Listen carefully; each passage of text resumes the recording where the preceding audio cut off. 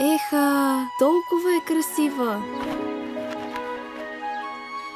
Пеперудите знаят ли, че са красиви? Не знаят. Но защо Яхова ги е направил толкова хубави? Заради нас. Той ни обича и иска всичко около нас да е красиво.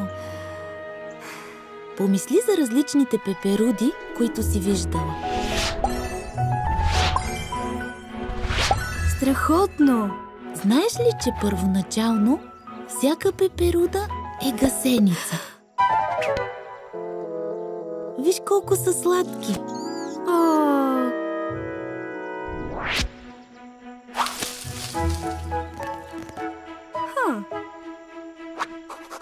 А преди това, майката пеперуда търси най-подходящото листо, за да снесе яйцата си, защото после малките гасеници ще се хранят с него.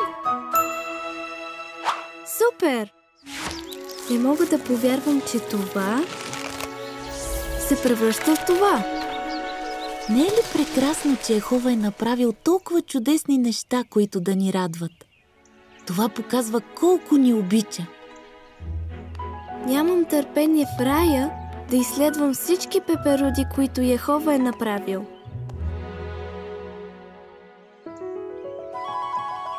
Яхова е създал много красиви неща.